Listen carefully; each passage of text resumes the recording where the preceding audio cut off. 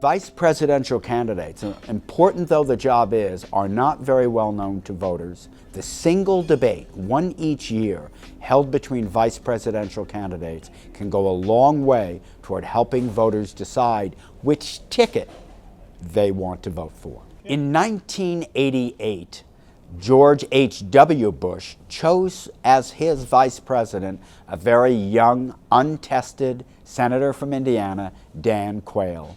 And when the boyish-looking Quayle appeared against his opponent, Lloyd Bentsen of the Democratic Party, Quayle compared himself to the Democratic nominee in 1960, John F. Kennedy, and Lloyd Bentsen was ready with a response. I have as much experience in the Congress as Jack Kennedy did when he sought the presidency.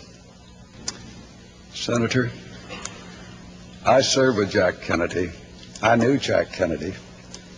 Jack Kennedy was a friend of mine. Senator, you're no Jack Kennedy.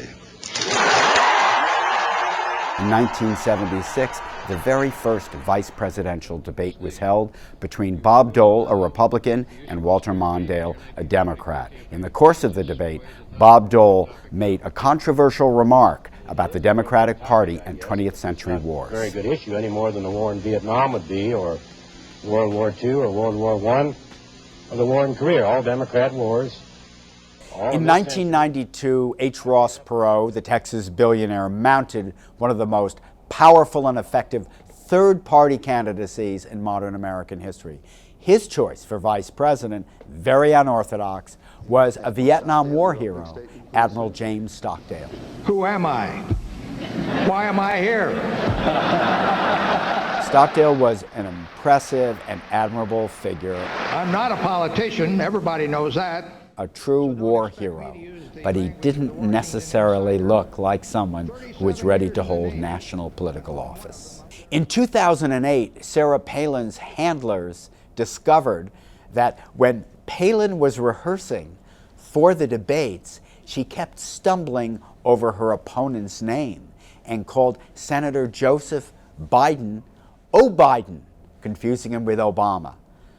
Governor Palin came up with an unorthodox solution to that at the very beginning of their debate. Nice to meet you. Hey, can I call you Joe? Okay, good. Thanks. No election was ever won because of a vice presidential nominee, but some may have been lost because of them. The debates are the testing grounds in which vice presidential nominees have to prove that the person they're supporting at the top of the ticket made the right choice in selecting the person who's one heartbeat away from the nation's highest office.